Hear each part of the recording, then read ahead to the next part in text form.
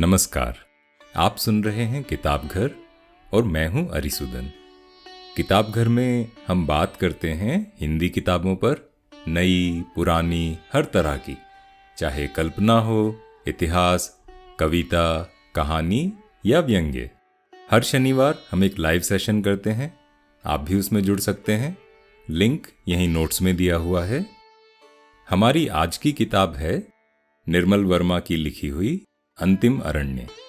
तो चलिए सुनते हैं किताब घर में आज की चर्चा।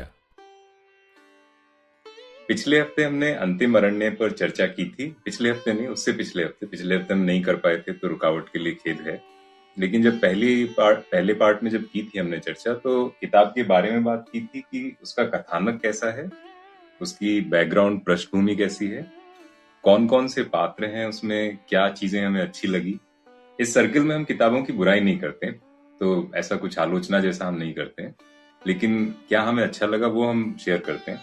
तो वही सब बातें हमने की थी कि भाषा की दृष्टि से और कथानक की दृष्टि से बड़ी अच्छी सी किताब है।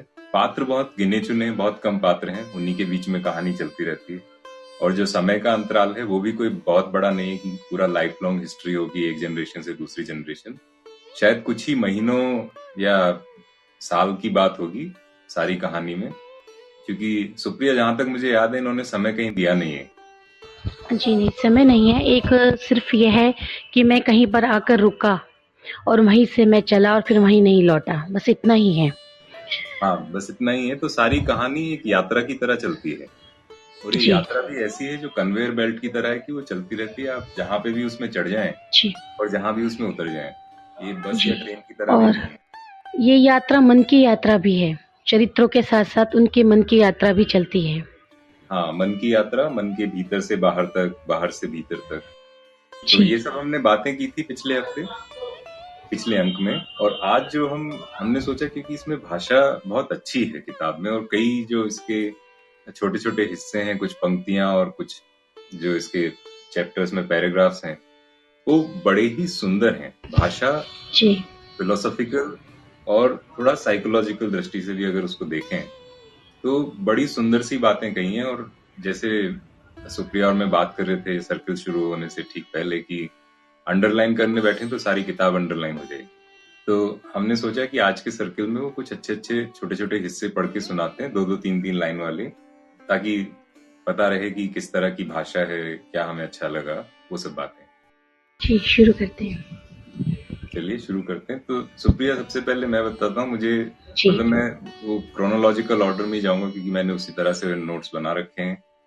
और शायद पहले एक दो पेज में ही लिखा था, जब वो बात होती है कि कहाँ पर हैं हमारे लेखक, लेखक नहीं, जो मुख्य पात्र हैं जो अपनी कहानी कह रहे हैं। और वो एक बड़ी सुंदर सी बात कहते हैं, दो बातें कहते हैं वो एक के बाद एक, कि और जब रात होती थी, क्योंकि ये पहाड़ी कस्बे की बात है, एक छोटे से टाउन की, हम समझ लें कि रानीखेत, नैनीताल, उस तरह का कोई छोटा सा पहाड़ी शहर है। तो कहते हैं कि और जब रात होती थी तो शहर की चमकती रोशनियां उतनी ही दिखाई देती थी जितने आकाश के तारे।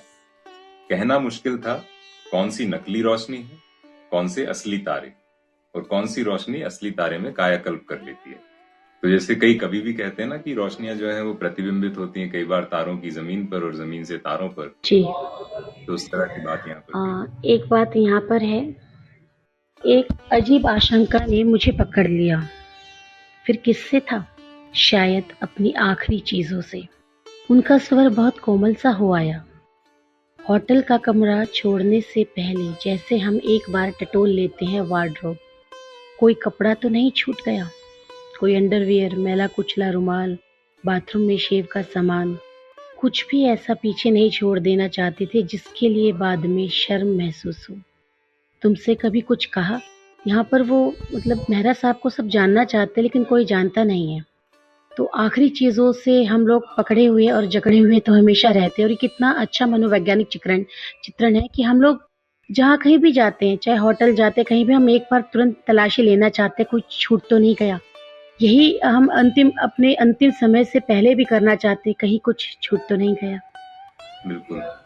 और अब ये जो अगली पंक्ति है, इसमें दो लोग बात कर रहे हैं। एक तो जो हमारे कहानी कहने वाले मुख्य पात्र हैं, और उनके साथ मेहरा साहब की जो बेटी हैं, जो डॉक्टर हैं, दोनों बात करते हैं, कई बार लंबी बातें करते हैं। तो बड़ा सटल सा रोमांस जैसा भी इसमें दिखता है, और जो दार्शनिक दृष्टि से अगर इसको देखें तो वो भी थोड़ा हल्का हल्का नजर आता है। तो जी। इसमें बात कहते कहते वो कई बार रुक जाते हैं, और उसके बाद वो कहते हैं कि मैं चुप बैठा रहा। दोस्ती में चुप्पी का अपना किनारा होता है। बातों के बीच वह विराम की तरह चली आती है। हम उसमें उसे सुन लेते हैं जो कहा नहीं जाता। एक आधी सांस जो किनारे को गीला कर अपने सूखे में लौट आती। तो बड़ी एक तो उपमा दे दी बड़ी सुंदर सी, कि जैसे कोई शांत सी छोटी सी नदी है, आप उसके किनारे बैठे हैं और वो उसकी एक हल्की सी लहर आती है जिसका पता भी नहीं चलता, और वो बस उस किनारे को हल्का सा गीला करके वापस लौट जाती है। जी बिल्कुल। ऐसा ही एक जगह देखिए उनके नेचर को इंगित करते हुए कहा गया है, पैटर्न। डॉक्टर सी मुस्कुराए। तरतीब, यह एक तरतीब देखना चाहते हैं अपने बीते और अनबीते के बीच, जो वो लिखवा रहे हैं मेहरा साहब लेखक से। तुम तो जानते हो वह एक ऊंचे अफसर रहे हैं। जब तक किसी फाइल पर उनके हस्ताक्षर नहीं हो जाते वो वैलिड नहीं होती थी। वह यह भी भूल जाते थे आखिर फाइल पर उनके नहीं किसी और के दस्तखत होते हैं, जिसके बिना ये पैटर्न अधूरा रहता है। मेहरा साहब सब कुछ समेटना चाहते हैं, लिखना चाहते हैं, पर उनके दस्तखत, वो कहते हैं उनका पैटर्न अधूरा है जो वो कहानी लिख रही हैं। तो एक पैटर्न हम सबके जीवन में भी होता है, जैसे कि इनमें हर चरित्र का एक पैटर्न है शुरू से लेकर आखिर तक। हाँ जी।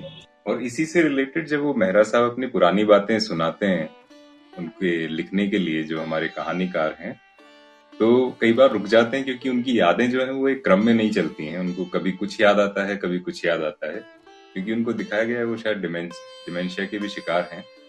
छोटी छोटी यादों को कहीं कहीं बीच बीच से उठाकर लाते हैं, और उसके लिए यहाँ पर कहा है, जब तक वह किसी खाई या गड्ढे को लांघते मेरी पेंसिल हवा में ठिठकी रहती।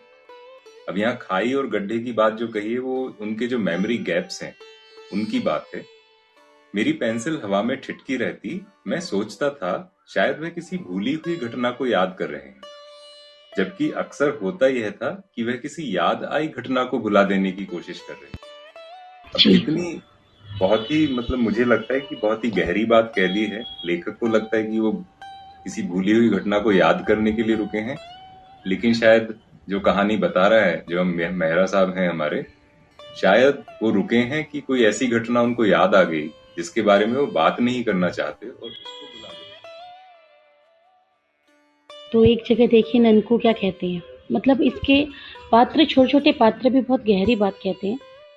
फिर ननको बोला, ऐसा होता है, लोग चले जाते हैं लेकिन अपना रूप पीछे छोड़ जाते हैं। हमें पता भी नहीं चलता वे हैं भी या नहीं। जब मरने की घड़ी आती तो वे एक बार फिर भभक कर उठते हैं, बिल्कुल राख तले दबे कोयले की तरह। हमारे दादा तो सड़क पर चलते आदमी को देखकर ही भाप लेते थे वह जिंदा है या सिर्फ ठट्ठर छाया चली आ रही है। हम लोग शरीर में जिंदा रहते हैं, लेकिन हमारा मन मृत है या नहीं, वो एक तरह से ये शरीर की, मतलब हमारी आत्मा और हमारे शरीर के जीने और मरने की बात है कि जीवित शरीर के भीतर भी हम मृत की तरह ही चलते रहते हैं। कितनी सुंदर बात कही। तो मैं थोड़ा रुकता हूँ। श्रुति, आप क्या कहेंगी इस बारे में? मैं तो बस अभी ओवरवेल्म्ड हूँ कि कि मैं स्पीकर पैनल पे हूँ। बहुत ही सुंदर डिस्कशन, एंड आप लोगों ने, इट्स सो ब्यूटीफुल कि with in a few minutes आपने इतनी सारी लाइंस मेंशन करी हैं।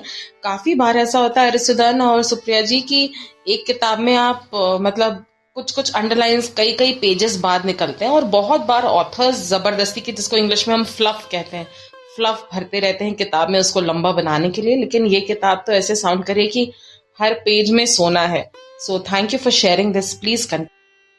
हाँ, हर पेज में सोना है, सोने की खान भी है, क्योंकि कई बार जो पंक्तियां लिखी हैं उनके अर्थ समझने के लिए आपको एक बार फिर से उनको पढ़ना पड़ता है। तब पता लगता है कि ओहो, इसको आप इतना जल्दी, जैसे कहते हैं ना कि चाय का मजा तभी है जब आप तसल्ली से चाय पिए, जो भागते दौड़ते पी ली वो क्या चाय हुई। तो उसी तरह की कुछ शब्द और पंक्तियां हैं इसमें। जैसे पहले मैंने जो पढ़ा था वो कि जो चुप्पी का महत्व बातों के बीच में होता है, तो उसी तरह की अगली एक और बात है जहां पर फिर से बातें चल रही हैं और यहाँ पर वो कहते हैं कि जब बातों बातों में कई बार समझ में नहीं आता है कि क्या कहा, क्यों कहा, तो उसके बारे में कहते हैं कि एक दो बार तो मैं उनके पास जाकर पूछ लेता आप क्या कह रही हैं, लेकिन जब मैंने देखा कि वह मेरे बार बार क्या क्या से खींच जाती हैं, यानी परेशान हो जाती हैं, तब मुझे लगा वहां समझना इतना जरूरी नहीं है जितना सुनना, क्योंकि जब हम किसी को इतना कम जानते हो तब शब्दों के अर्थ इतना महत्व नहीं रखते जितनी उनकी आवाज। तो आजकल के जी। जमाने में हम नॉन वर्बल कम्युनिकेशन की बात करते हैं कि जो कहा नहीं, जो सुना नहीं, जो शब्दों में नहीं था, वो बातें जो कम्युनिकेशन या संवाद होता है उसमें लोग समझ जाते हैं। इसी संवाद पे देखिए एक संवाद है। असली डर तो तब लगता है जब माँ के पेट से हम एक रूप में निकलते हैं और धरती माता पे पैर रखते ही दूसरा रूप धारण कर लेते हैं। बरसों बाद हमें याद भी नहीं रहता कि पैदा होने पर हम कैसे लगते थे और अब कैसे बन गए। क्या आदमी इतना बदल जाता है?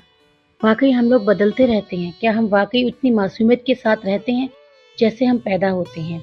हम समय के साथ बदलते हैं और आखिर में हम खुद को ही पहचानने से इनकार करते हैं। क्या हम ये वही हैं जो जैसे पैदा हुए थे? क्या बात। और श्रुति ने सवाल पूछा है, लेखक उत्तर प्रदेश के नहीं हैं लेकिन पास ही के हैं, शिमला के हैं, हिमाचल प्रदेश के, तो पहाड़ी लेखक हैं और शायद इसी वजह से वो पहाड़ों का इतना अच्छे से वर्णन कर पाए। ऐसा लगता है कि आप उस पहाड़ में हैं जहाँ की इन्होंने बातें की हैं। वो मतलब उतने शब्दों से ही उन्होंने इतने अच्छे अच्छे चित्र खींच दिए ना, और वो एक एक चीज के बारे में बताते हैं, लाइट का खंबा, लाइट की जो कहाँ कहाँ वो प्रकाश पड़ रहा है उसका, वो सब तक बताते हैं। और जब बैडमिंटन कोर्ट की बात करते हैं, आप देख सकते हैं कि बैडमिंटन कोर्ट आपके सामने आ गया है और आप उसी के कोने पर बैठकर देख रहे हैं दो लोगों को खेलते हुए।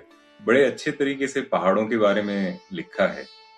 तो मृत्यु से जुड़ी हुई एक और बात है सुप्रिया, वो भी शुरू में ही है। उसमें कहते हैं कि मृत्यु कोई समस्या नहीं है। अगर तुमने अपनी जिंदगी शुरू ही ना की हो तो मृत्यु कोई समस्या नहीं है।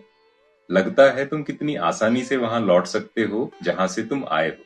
इसीलिए तुमने देखा होगा जितनी आसानी से युवा लोग आत्महत्या कर लेते हैं, बूढ़े लोग नहीं, क्योंकि बूढ़े लोग जीने बहुत के बड़ी इतने बात। अभ्यस्त हो चुके होते हैं कि उससे बाहर निकलना बड़ा दूभर हो जाता है। मौत जी। से ज्यादा खौफनाक बात यह है कि तुम कभी मरोगे नहीं, हमेशा के लिए जीते जाओ। जीने के साथ मुझे एक इसका हिस्सा और याद आ रहा, अतीत। हमारा अतीत कोई एक जगह ठहरा हुआ स्टेशन नहीं है जो एक बार गुजरने के बाद गायब हो जाता है। वह यात्रा के दौरान अपने को अलग अलग झरोखों से दिखाता रहता है। हम अतीत से सच में कभी पीछा नहीं छुड़ा पाते हैं। और जो मेहरा साहब थे वो अतीत को देखते ही रहते थे। उन दिनों मेहरा साहब को देखकर लगता था अतीत उनकी पत्नी के साथ कब्र में दब गया था। अतीत, ये बात सच है कि हम लोगों के साथ वो चलता ही रहता है लगातार, और बार बार वो आके बताता है कि मैं हूँ। पिछले लेकिन सुप्रिया, श्रुति ने एक सवाल पूछा हाँ, है, आप दोनों का मृत्यु के बारे में क्या पर्सनल विचार है? सुप्रिया, आप बताएंगी? मृत्यु, आपको क्या लगता है हम जी रहे हैं या इस वक्त मर रहे हैं? अगर हम ऐसे जी रहे हैं कि कल हमें मर जाना है तो हम जी रहे हैं, लेकिन हम ऐसे जी रहे हैं कि हम हमेशा जीते रहेंगे तो शायद मुश्किल है थोड़ा सा, क्योंकि मृत्यु शाश्वत है, आप इससे भाग नहीं सकते किसी भी कारण से। आपको ऐसे ही जीना चाहिए जैसे आज आप हैं और कल आप नहीं रहेंगे। मुझे लगता है जुगनू का सबसे बढ़िया उदाहरण होता है जीने के मामले में। जब तक जीता है चमक के जीता है, उसके बाद बस खत्म। जुगनू ही नहीं बल्कि प्रकृति में जो सभी, सारे जानवर हैं हर व्यक्ति प्रकृति में अपने हिस्से का काम करता है। जीवन और मृत्यु का यही है कि क्या आप अपने हिस्से का काम कर रहे हैं। अगर आप अपने हिस्से का काम कर रहे हैं तो यकीनन आप जिंदा हैं, लेकिन अगर आप नहीं कर रहे हैं तो मृत्यु तो फिर शरीर का इंतजार नहीं करती, आप मृत ही हैं। बिल्कुल। और अच्छा किया श्रुति ने सवाल पूछा, क्योंकि इससे मुझे याद आता है अगले हफ्ते हम जो बात करेंगे दो किताबों की, वन किस्सा और बात बनेचर।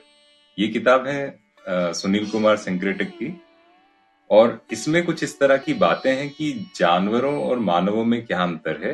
मतलब वो एक टॉपिक नहीं है, वो सिर्फ एक आप उससे मतलब निकाल सकते हैं, लेकिन वो जैसे हमने पंचतंत्र की कहानियां देखी हैं, या जो पहले चंपक किताब आती थी बचपन में, शायद अब भी आती है किसी रूप में, तो उसमें जिस तरह की कहानियां होती थी उसी तरह की कहानियां लिखी हैं सुनील कुमार जी ने। तो इन दोनों किताबों की बात करेंगे और उसमें भी वो एक अंतर सामने आ जाता है कि जो जानवर होते हैं जंगल के वो मृत्यु को कैसे देखते हैं, जीवन को कैसे देखते हैं, और जो मानव है वो कैसे देखते हैं। या दिस इज बिल्कुल। एक्चुअली अरिसदन जो आप कह रहे हैं ना, सॉरी टू बटन, हाँ जी। एक्चुअली ये जो आपने आई एम सो हैप्पी आपने बन किस्सा को मेंशन किया, क्योंकि चंपक में भी ऐसे ही है एक्चुअली। बच्चों की किताबें, एंड अरिसदन आपको पता है कि मैं इस बारे में बहुत स्ट्रांगली फील करती हूँ कि बच्चों की किताबों में भी बहुत सीख है और एक्चुअली बहुत डीप मीनिंग वाली लर्निंग्स हैं, लेकिन हम लोग जैसे जैसे बड़े हो जाते हैं हमको वो चीजें कम अपीलिंग लगती हैं और थोड़ी हैवी ड्यूटी बुक ज्यादा अच्छी लगती हैं, और फिर हम उन्हें डिस्कस करके उन्हें बहुत हम बहुत उनकी तारीफ करते हैं। बट अगर हम अपने बचपन की किताबों में ही चले जाएं, उनमें भी बहुत सारे ऐसे सुंदर किस्से निकलेंगे। तो I am really looking forward to listening to you about this book, and I may try and draw parallels with Champa. धन्यवाद श्रुति, और मैं आपको इन किताबों का लिंक भी भेजता हूँ, अगर आप इंटरेस्टेड हैं आप अवश्य पढ़ें। तो सुप्रिया, हमारे पास 1-1.5 मिनट ही बचा है। हाँ, मैं कुछ एक आखिरी में जब वो तर्पण करने जाते हैं तो एक चीज़ बहुत अच्छी है, जब वो कौवों को बुलाते हैं। तो मैं ये आखिरी पढ़ना चाहूँगी, इसमें इजाज़त दें मुझे तो। हाँ, मुझे मालूम था आप पूछेंगे, जो आता है वो यही पूछता है, ये आपको कौवे लगते हैं? ज़रा ध्यान से देखिए। उनकी आवाज़ अचानक धीमी पड़ गई। आप सोचते हैं ये अपनी भूख मिटाने आए हैं? वे उन तृष्णाओं को चुगने आते हैं जो लोग पीछे छोड़ जाते हैं। ये ना आते तो जिन्हें आप साथ लाए हैं उनकी प्रेतात्मा भूखी प्यासी भटकती रहती। आप क्या सोचते हैं देह जलने के बाद मन भी मर जाता है? आपको मालूम नहीं कितना कुछ पीछे छूट जाता है। बस इतना ही है, आगे वो भी खैर बहुत गहरी किताब है, इसमें उतरना पड़ेगा। छोटे-छोटे अंशों से तो इसकी प्यास नहीं खत्म होने वाली। हाँ, एक तृष्णा हमारे भीतर भी ये किताब जगा कर जाती है। कृष्ण भी और तृष्णा भी जी। दोनों की जगह कर जाती है। और एक बड़ी सुंदर सी लाइन है, मैं अगले 20 सेकंड में इसको पढ़ता हूँ, कि जब हम किसी जगह से जाते हैं तो उसके बारे में लिखते हैं कि स्टेशन जाने से पहले हम कुछ खास जगहों में अपनी घरेलू चीजें दबा कर रख देते थे, किसी बेर की झाड़ी में कोई खिलौना, पानी की टंकी के पीछे, ताकि जब हम वापस आए तो हमारी यादों की तरह वो हमको मिले। तो इसी के साथ मैं आज समाप्त करता हूँ। ये थी इस हफ्ते की किताब। अगले अंक की किताब होगी सुनील कुमार सिंक्रेटिक जी की लिखी हुई बन किस्सा और बात बनेचर। हमसे जुड़ने के लिए आपका बहुत बहुत धन्यवाद। स्वस्थ रहें, प्रसन्न रहें, और हाँ, इस चैनल को लाइक और सब्सक्राइब करना ना भूलें।